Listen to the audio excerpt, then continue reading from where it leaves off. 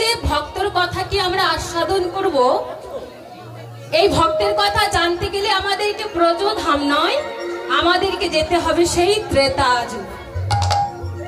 তো যেহেতু ত্রেতা যুগের লীলা সম্পূর্ণ লীলাটি হবে তথ্য মিষ্টত লীলা, তাই যেহেতু মায়েরা ত্রেতা যুগের লীলা সর্বপ্রথম আমরা একটু প্রভু রামচন্দ্রের জয়ধ্বনি দিয়ে আমরা লীলার মধ্যে এগিয়ে যাব। চলো বলো প্রভু রামচন্দ্র কি জয়, প্রভু রামচন্দ্র কি জয়, সীতাপতি রামচন্দ্র কি জয়, রঘুপতি রামচন্দ্র কি জয়, অযোধ্যাপতি রামচন্দ্র কি জয়। নিতাই গৌর হরি বল হরি বল হরি বল হরি বল। তো এখন আমাদের এই জায়গাটি হলো বাবা পঞ্চবটির বন। আর এই পঞ্চবটির বনে মায়েরা একটু মন দেবেন এবার, আর কোনো কথা নয়, লীলার মধ্যে যাচ্ছে তো ভাবটা নষ্ট হয়ে যায়। হরি বল হরি বল। তো এই পঞ্চবটির বনে একাধারে হীরা চণ্ডাল নামে একজন ভক্ত বাস করতেন। মায়েরা আমার দিকে লক্ষ্য করবেন, এই পঞ্চবটির বনে একাধারে হীরা চণ্ডাল এবং তার স্ত্রী মোহিনী বসবাস করতেন। তো হঠাৎ একদিন মোহিনী জলের ঘাটে জল আনতে যায়, আর যখনই জলের ঘাটে জল আনতে যায়, ওই পাড়ার প্রত্যেকটা নর ও নারী ওই জলের ঘাটে জল আনতে গিয়ে যে না মোহিনীর ওই বদনটা দর্শন করেছে, তারা চিৎকার করে বলে উঠেছে, তোর মতো নারীর মুখ আমাদের সকাল সকাল দেখতে হলো, তোর মতো নারীর মুখ দেখা মহাপাপ, তোর মতো নারীর মুখ দেখলে আমাদের যাত্রা অশুভ হয়ে যায়, তোর মতো নারীর হাতের দান কখনো শুদ্ধ হয় না, কারণ তুই যে জগতে নিঃসন্তানী হয়েছিস। যখন এমন ভাবে সবাই কটু কথা বলতে লাগলো সকাল সকাল, মোহিনী পাগলিনীর ন্যায় ছুটতে ছুটতে এসে স্বামীর চরণে আছাড় খেয়ে পড়েছে, আর চিৎকার করে বলে উঠেছে, দয়াময়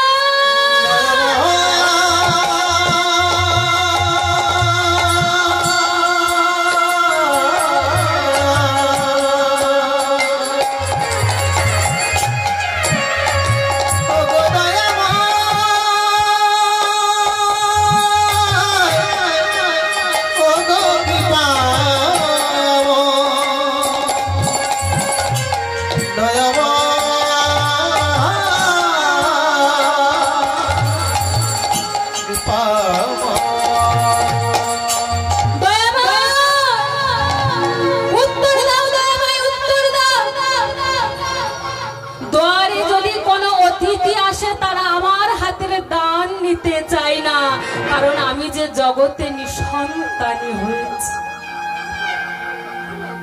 হীরা চণ্ডাল ছুটতে ছুটতে এসে বলছে, মোহিনী, ও মোহিনী, তুমি কাঁদছো কেন? মোহিনী, তুমি কেঁদো না, তুমি শুধু আমার ভগবানকে একবার ডাকার মতো ডেকে যাও, কারণ পারলে সেই পারে, সে যদি কৃপা করে, সে যদি করুণা করে, নিশ্চয়ই কোনো না কোনো সন্তানকে সে নিশ্চয়ই তোমার গর্ভে পাঠাবে। তাই তুমি অমন করে কেঁদো না, তুমি আমার ভগবানকে ডেকে দাও। তবে হ্যাঁ মোহিনী, কোনদিন কখনো আমার ভগবানের কাছে যেন কিছু চেয়েও না। আপনাদের চরণ ধরে বলে যায় মায়েরা, জীবনে কখনো কোনদিন আমার ভগবানের কাছে কিছু চাইবেন না মা, কারণ চাইলে যে কম পড়ে যায়, আর না চাইতে সে তোমায় এত দেবে, এত দেবে, যা কখনো তুমি ভাবতে পারোনি, কোনোদিন কল্পনাও করতে পারোনি, সেই সম্পদ আমার ভগবান তোমার ঘরে দেবে। কারণ ভগবান তো কোনোদিন বলেনি, ভক্ত আমায় দামি দামি রজনীগন্ধার ফুলের মালা দিয়ে সাজিয়ে দাও। ভগবান তো কোনোদিন বলেনি, ভক্ত আমায় দামি দামি ফলের ডালা দিয়ে সাজিয়ে দাও। ভগবান তো কোনোদিন বলেনি ভক্ত আমায় দামি দামি অলংকারে ভূষিত করো। কারণ ভগবানের আরেকটি নাম হচ্ছে ভাবগ্রাহী জনার্দন। সে শুধু ভক্তের ভাবটুকু গ্রহণ করে না। ভগবান নিজ মুখে বলছে কোন ভক্ত কিভাবে আমায় সেবা দিল সেটা আমি দেখি না। কে তামার থালাই দিল, কে রূপোর থালাই দিল, আর কে সোনার থালাই দিল এটা আমি দেখি না। আমি এটাই দেখি সেই ভক্ত কতটুকু ভক্তি ভরে, কতটুকু নয়নের জলে আমায় সেবা দিল, এটাই আমি দেখি। তাই আজকের মহিলে নয়ন জলে কাঁদছে দয়াময়। তুমি কৃপা করে, করুণা করে, দয়া করে আমার কোল আলো করে একটি সন্তান দাও না দয়াময়। নইলে সবাই যে আমায় অপবাদ দেয় আমি নাকি আট করি, আমার মুখ দর্শন করা নাকি মহাপাপ, আমার মুখ দর্শন করলে নাকি তাদের দিন কাটে, আমার হাতের দান নাকি কখনো শুদ্ধ হয়। সবাই আমাকে এমন ভাবে কটু কথা বলে, দয়ামা দাও না দয়ামা, এই ভিক্ষার আঁচল আমি তোমার কাছে পেতে দিলাম, একটা সন্তান আমায় দাও, আমায় একটি সন্তান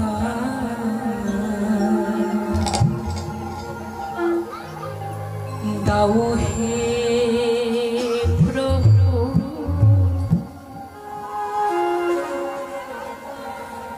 তোমার সেবার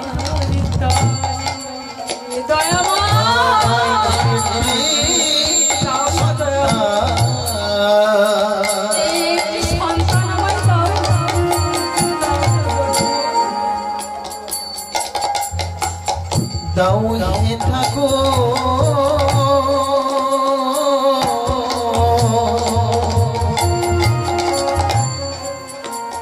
ঠাকুর তোমায় সেবাই করে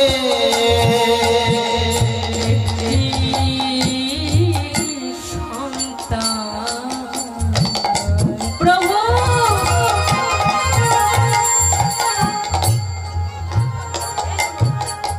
দাও হে প্রভু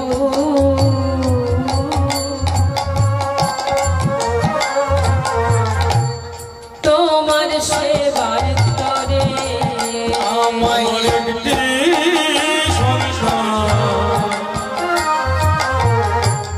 দাও হে প্রভু তোমায় সেবার তরে। যেদিন থাকব না এই ধরাতে রাখবে তোমায় ঘরে,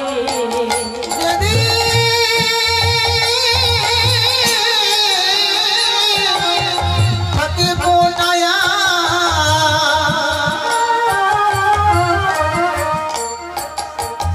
এই ধরাতে রাখবে তোমার তরে। যেদিন থাকব না এই ধরাতে রাখবে তোমায় ঘরে, যেদিন থাকব না এই ধরাতে তোমায় সেবার তরে। পুত্র সন্তান দাও হে প্রভু তোমার সেবার তরে। তাই বল হরি ঠাকুর তোমায় সেবার তরে একটা পুত্র সন্তান হে ঠাকুর তোমায় সেবার তরে। ও মায়েরা কথাগুলো খুব মন দিয়ে শ্রবণ করবে। আচ্ছা আমাদের এই জাগতিক জগতে মায়েরা সন্তান চান কিসের জন্য? দয়া মায়ের কাছে প্রার্থনা করে বলেন যে হে প্রভু, তুমি আমায় একটা পুত্র সন্তান দাও। যেদিন আমার চলার শক্তি থাকবে না, যেদিন আমার বলার শক্তি থাকবে না, যেদিন আমার এই দৃষ্টি শক্তি চলে যাবে, যেদিন আমি শ্রুতি মূলে শুনতে পাবো না, যেদিন আমি ইহলোক ছেড়ে পরলোকে গমন করব, সেদিন যেন পুত নামক নরক থেকে পিণ্ডি দিয়ে আমায় যেন সে উদ্ধার করে। হরি বল, হরি বল। কি মা, তাই তো? কিন্তু যারা ভক্ত বাৎসল্য হয়, যারা ভগবানকে ভালোবাসে, যারা গুরুচরণ আশ্রয় করে, যারা কৃষ্ণ তত্ত্ববিদ্যা গুরুচরণ আশ্রয় করে, তারা কিসের জন্য সন্তান চান জানেন? যে বিগ্রহটি আমার ঘরে প্রতিষ্ঠা করা আছে, যে অনাদির আদি ভগবানকে আমার ঘরে প্রতিষ্ঠা করা আছে, যেদিন আমি থাকবো না, সেদিন তাকে সেবা দেবে কে? সেদিন তাকে শৃঙ্গার করাবে কে? সেদিন তাকে সাজিয়ে দেবে কে? সেদিন তাকে ভক্তি রূপে চন্দন তুলসী পত্র দেবে কে? তাই দয়াময়, আমায় একটি সন্তান দাও না দয়াময়। ভক্তের ভগবান আর থাকতে পারলেন না, কারণ সে যে ভক্ত বাৎসল্য, ভগবান ভক্ত বড় ভালোবাসে।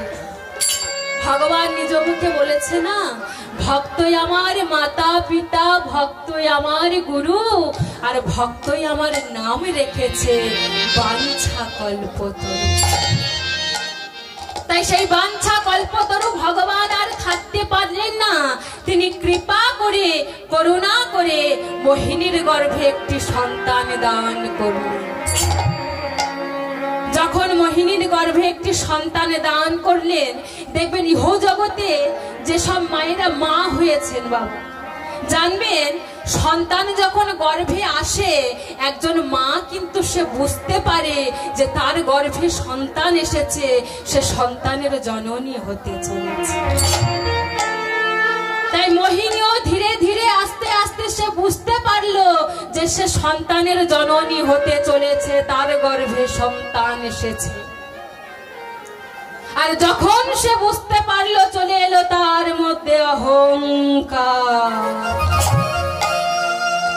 আর যখন অহংকার চলে এলো, প্রত্যেকটা মানুষকে ডেকে ডেকে বলছে, সবাইকে ডেকে ডেকে বলছে, গ্রামের প্রত্যেকটা মানুষকে ডেকে ডেকে বলছে, এই যে কি গো, কি গো, তোমরা দেখলে তো আমি এমন অসাধ্যকে সাধন করেছি, এমন ভাবে তাকে ডেকেছি যে সে বাধ্য হয়েছে আমার গর্ভে সন্তান দান করতে। অহংকারে মোহিনীরার পা পড়ে না মাটিতে। কিন্তু আমার ভগবানের একটু অভিমান হয়, মোহিনী, এখনো তো তুমি সন্তানকে পৃথিবীর আলো দেখাতে পারো, এখনো তো তুমি সন্তানকে জন্ম দিতে পারলে না, এখনো তো সন্তানের জননী হতে পারলে না। এখন থেকে তোমার এত অহংকার, এত গর্ব, তবে শুনে রাখো মোহিনী, যে এখনো সন্তানকে জন্ম দিতে পারলো না, যে এখনো সন্তানকে পৃথিবীর আলো দেখাতে পারলো না, যে এখনো সন্তানের জননী হতে পারলো না, তার যখন এত অহংকার, এত গর্ব, এই অহংকারের জন্য আমি তোমায় অভিশাপ দিলাম। সন্তানে জন্ম দেবে বটে, কিন্তু সন্তানের মুখ দর্শন কখনো তুমি করতে পারবে। এমন ভাবে যখন মোহিনীকে অভিশাপ দিল, মোহিনী চমকে উঠেছে, কে তুমি? আমি সন্তানের বদন, আমি সন্তানকে জন্ম দেব, আমি সন্তানকে পৃথিবীর আলো দেখাবো, আর আমি সন্তানের মুখ দর্শন করতে পারবো না? বলে না, যে সন্তানকে এখনো তুমি জন্ম দিলে না, যে সন্তানকে পৃথিবীর আলো দেখাতে পারলে না, তার আগে যখন তোমার এত অহংকার, এত গর্ব, এই অহংকারের জন্য আমি তোমায় অভিশাপ দিলাম। তুমি সন্তান জন্ম দেবে বটে, সন্তানের বদন দর্শন করতে পারবে। কি গো মায়েরা, আমরা তো বড় অহংকার করি, আমাদের তো অহংকারের শেষ নাই। আমার যদি একটু দেখতে ভালো হয় আমি রূপের অহংকার করি, আমি যদি একটু পড়াশোনায় ভালো হই আমি বিদ্যার অহংকার করি। আর সবচাইতে মারাত্মক যে অহংকারটা কি গো মায়েরা, অর্থের অহংকার করি। আমার যদি একটু বেশি অর্থ থাকে মায়েরা, আমি যদি সরকারি চাকরি করে আমি মানুষকে মানুষ বলে মনে করি না,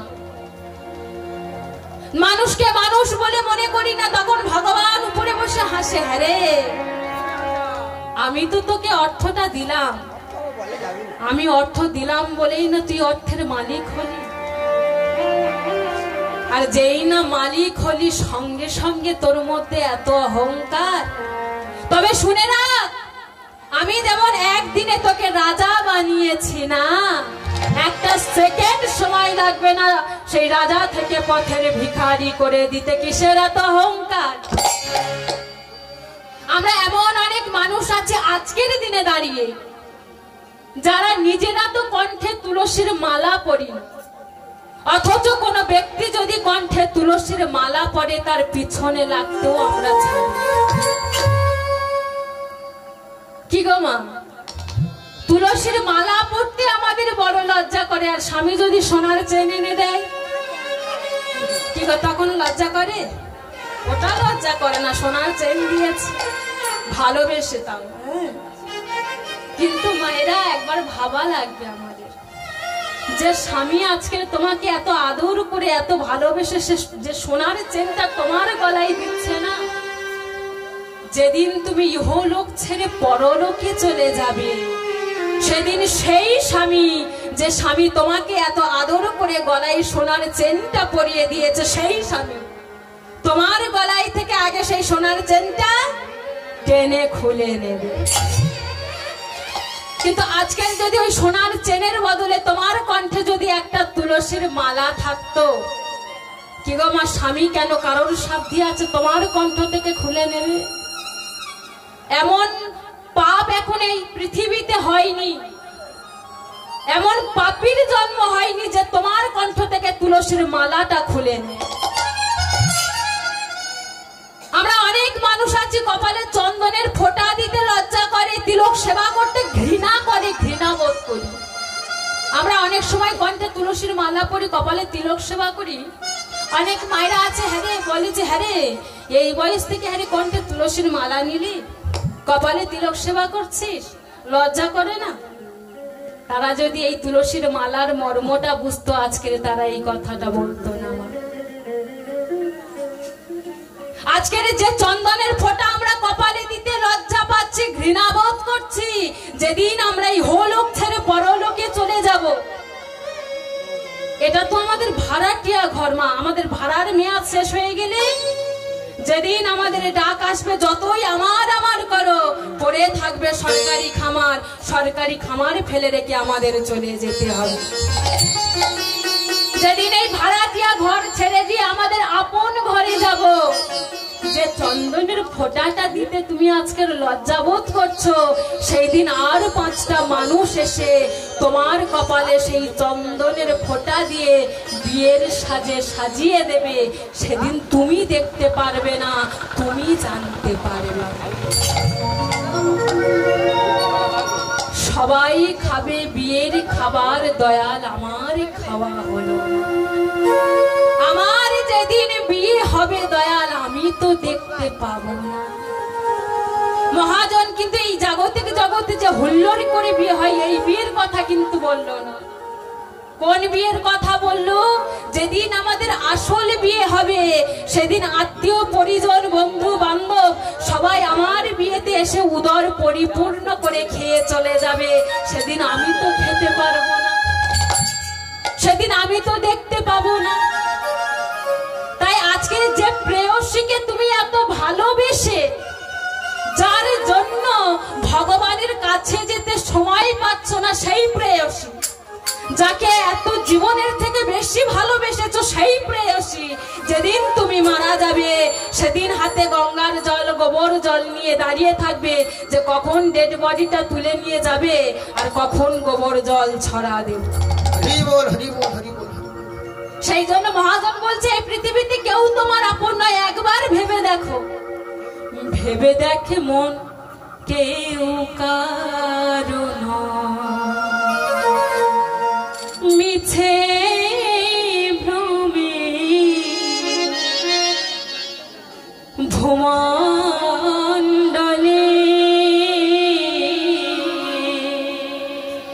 ভেবে দেখে মন কেউ কারো নয়,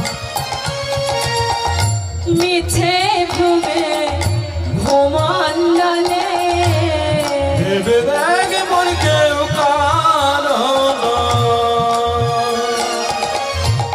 মিছে ভূমণ্ডলে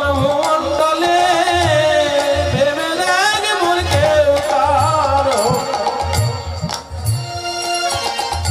ভেবে দেখ মন, ভেবে দেখ মন কেউ কারো নয়,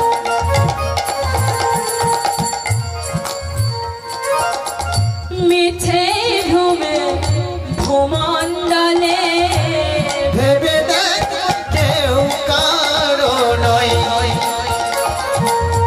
মিছে ভ্রমে ভ্রমণ্ডলে ভেবে দেখে মন কেউ কারো নয়।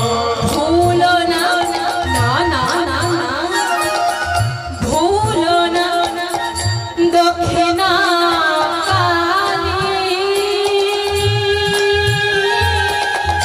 মত্ত হয়ে মায়া জালে ভেবে দেখ কেউ কারো নয়, মিছে ভ্রমে ভ্রমণ্ডলে ভেবে দেখে মন কেউ কারো নয়, মিছে ভূমে ভূমণ্ডলে ভেবে দেখে মন কেউ কারো নয়। ও মায়েরা কি বলছে?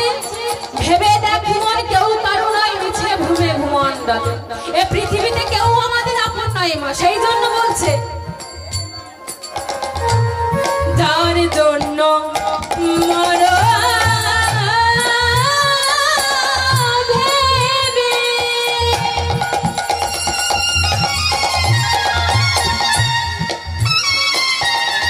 সে কি তোমার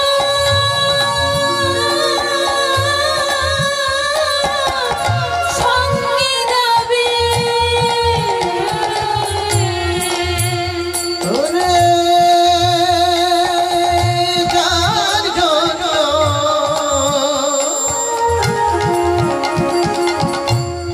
মরো ভেবে,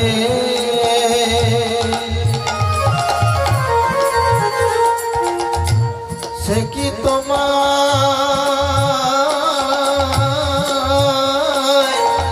সঙ্গে যাবে, যার জন্য মরো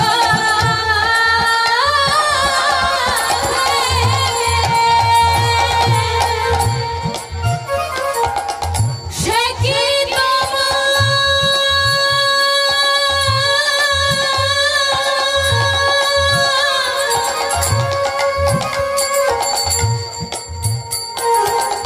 সঙ্গে যাবে,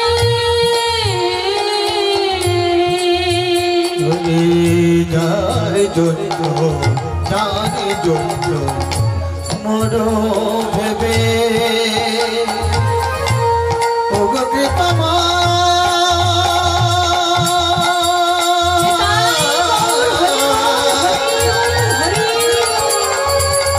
ওগো দয়াময়,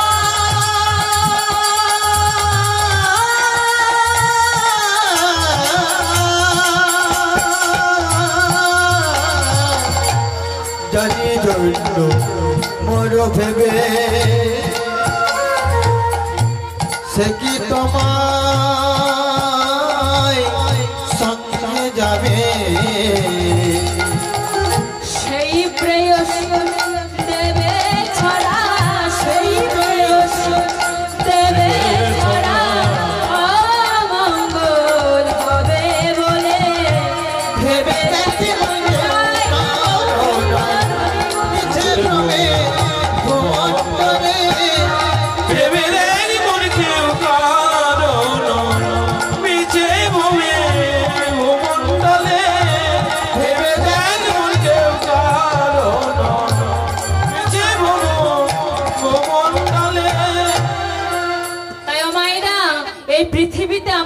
কেউ আপন নয় মা।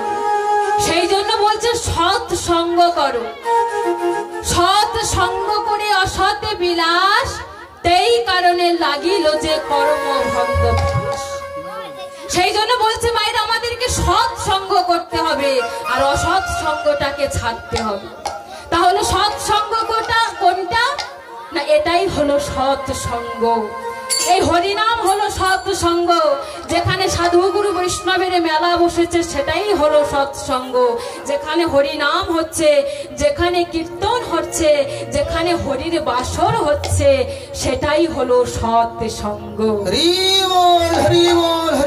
তাই আজকের আসুন মায়েরা, আমরা যেন সবাই এই সৎসঙ্গের মধ্যে আমাদের নিজেদেরকে ডুবিয়ে ফেলতে পারি। আমি বলছি না মা, राम भक्त तुलसीदास बोलছে কি বলছে, वो जिसका जीवन में मिला सत्य संग है, वो जिसका जीवन में मिला सत्य संग है, उसको हर घड़ी आनंद ही आनंद है।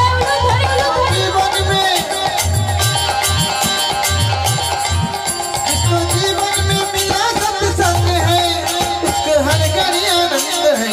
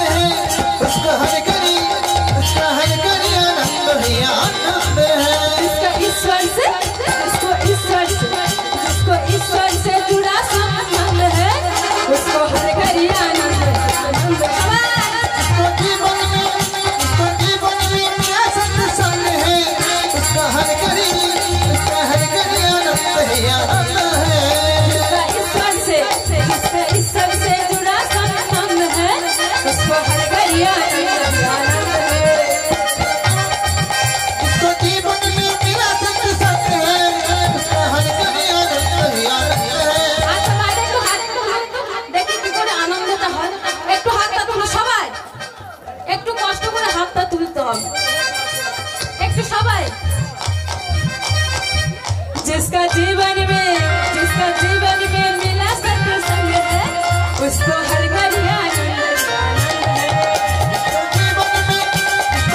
में मिला सत्य संग है, उसको हर घड़ी आनंद है। हरे कृष्णा कृष्ण कृष्ण हरे हरे, हरे राम राम राम हरे हरे। हरे कृष्णा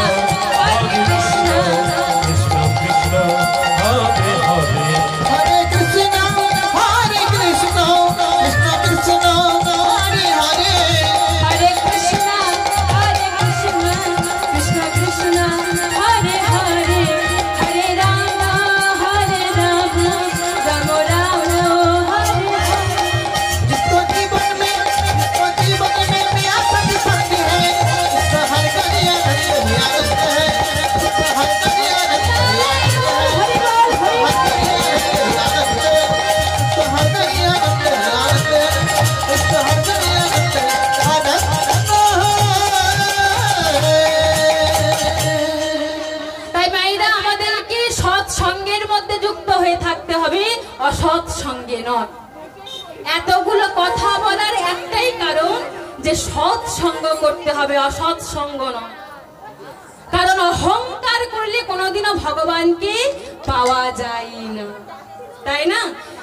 তাই আজকের লীলাই বাবা যখনই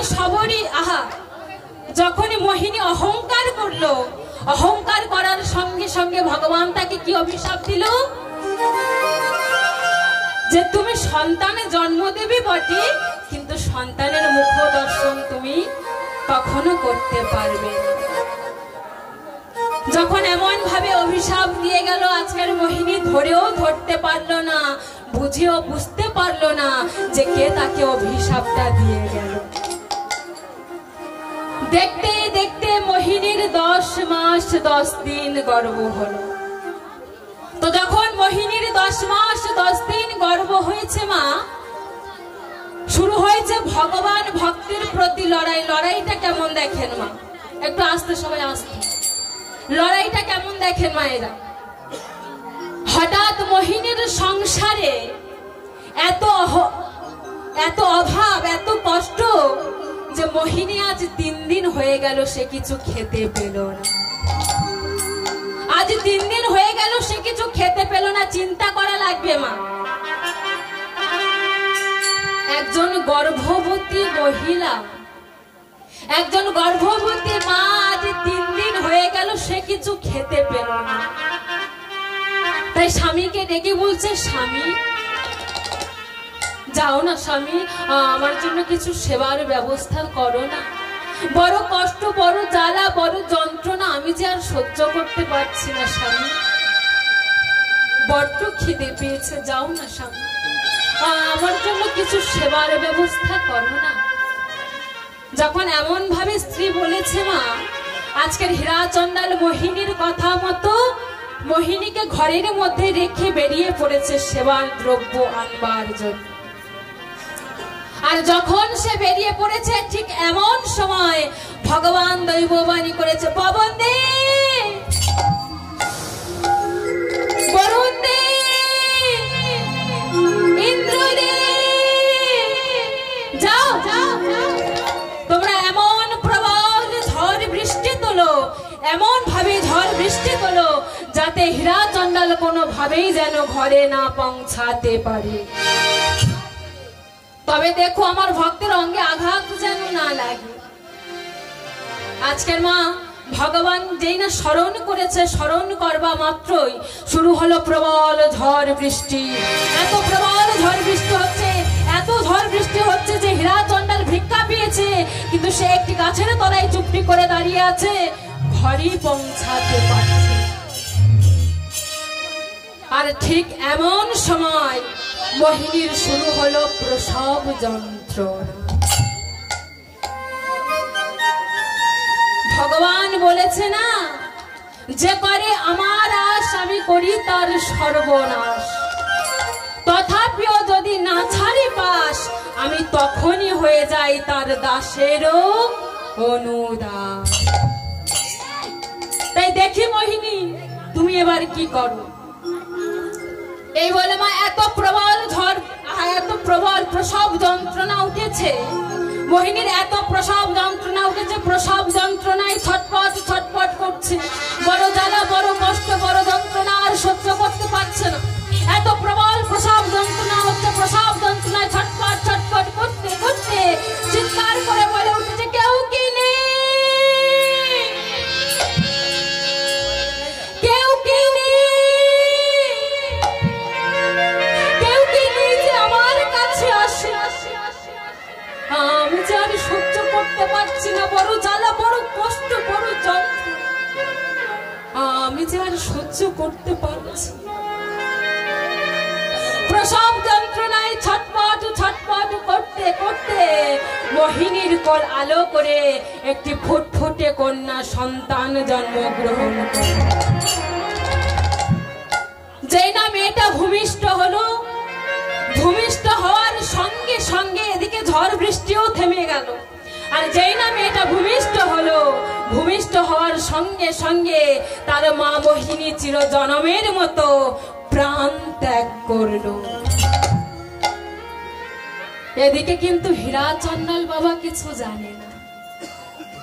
হীরা চন্ডালে যা ভিক্ষা পেয়েছে, সেই ভিক্ষায় যে সামগ্রী পেয়েছে, সেই সামগ্রী নিয়ে ছুটতে ছুটতে এসে ঘরের দরজায় ধাক্কা দিয়ে বলছে, মোহিনী দরজা খোলো, মোহিনী দরজা খোলো, মোহিনী আমি তোমার স্বামী বলছি, দরজা খোলো। কিন্তু মায়েরা কে আর দরজা খুলবে? যে দরজা খুলবে তো সে তো সারা জনমের মতো পৃথিবী ছেড়ে চলে গেছে। তাই মোহিনীকে বারবার যখন ডাকছে কোনো সাড়া পাচ্ছে না, তালপাতার দরজা তো মা যেই ধাক্কা মেরেছে তালপাতার দরজাটা পড়ে গেছে।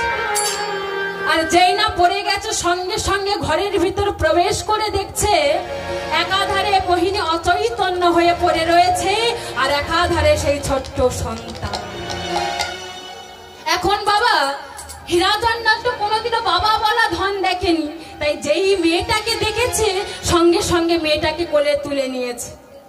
আর মেয়েটাকে কোলে তুলে নিয়ে বলছে, মোহিনী, ও মোহিনী, দেখো না মোহিনী, দেখো না তুমি কত সুন্দর একটা সন্তানের জন্ম দিয়েছ। ও মোহিনী, দেখো না মোহিনী, দেখো না আমাদের কত সুন্দর একটা কন্যা সন্তান হয়েছে। দেখো না মোহিনী, তুমি বলেছিলে না যেন তোমার মতো একটা সন্তান হয়, তুমি বলেছিলে না যেন তোমার মতো একটা কন্যা সন্তান হয়। দেখো না, দেখো না আমাদের কত সুন্দর একটা সন্তান হয়েছে। দেখো না মোহিনী, তুমি সাড়া দিচ্ছ না কেন? ও মোহিনী, আরে দেখো না, যখন বারবার ডাকছে মোহিনী যখন সাড়া দিচ্ছে না, বারবার বলছে মোহিনী কথা বলো, মোহিনী কথা বলো, তুমি কথা বলছো না কেন? ও মোহিনী কথা বলো, কথা বলো মোহিনী, কথা বলো। যখন কোনো সাড়া দিচ্ছে না মা, এমন সময় সারা পঞ্চবতীর মন প্রতিধ্বনি করে উঠেছে, না তোমার মোহিনী আর নাই, তোমার মোহিনী আর নাই, মোহিনী সে তো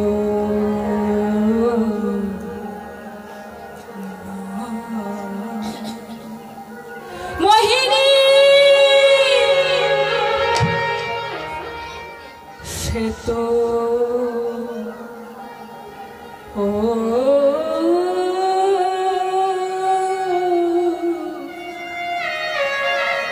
সে তো নয় মোহিনী,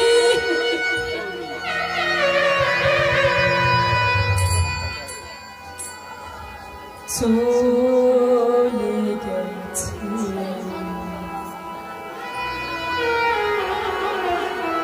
বহু দূরে, সে তো না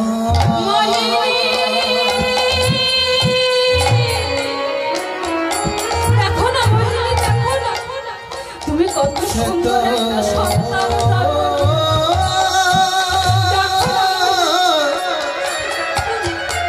দেখো না আমাদের কত সুন্দর দেখো না মোহিনী, দেখো না চলে গেছে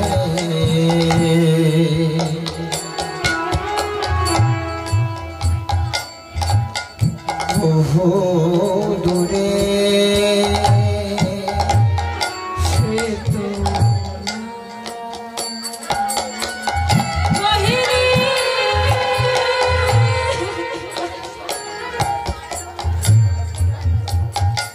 সে তো ও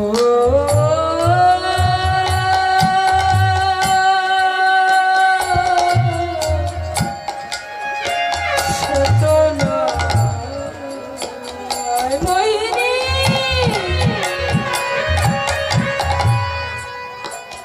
চলে গেছে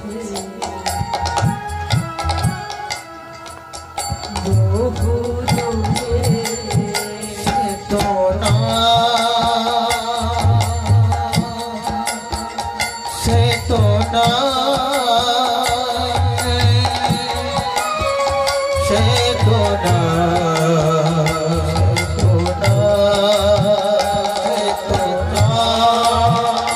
সে তো না, চলে গেছে বহু দূরে। সকল আশা ত্যাগ করে মোহিনী, সে যে চলে গেছে মোহিনী, বহু দূরে সকল আশা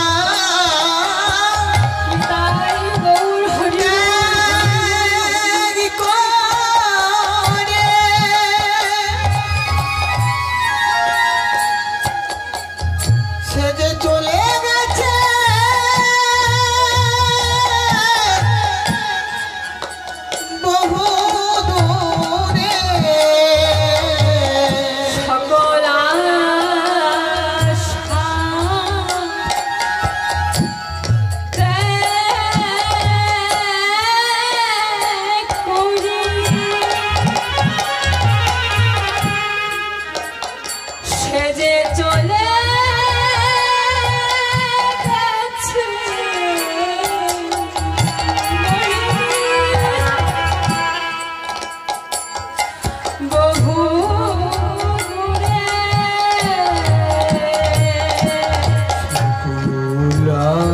আশা ত্যাগ করে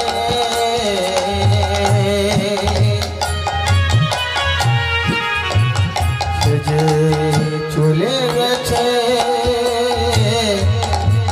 বহু দূরে। আসবে না আর কোনদিন, আসবে না আর কোনদিন, আসবে না আর কোনদিন, সে যে আসবে না আর কোনদিন। আসবে না আর ফিরে।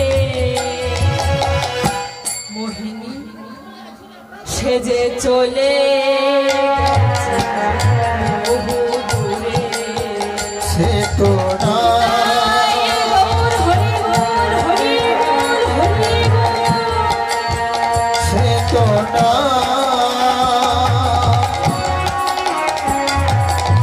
চলে গেছে বহু দূরে। তো না,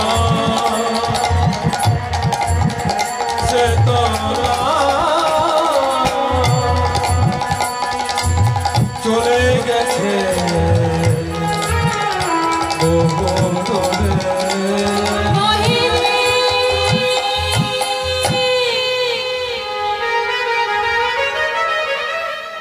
সারা জনমের মতো চলে গেল মোহিনী।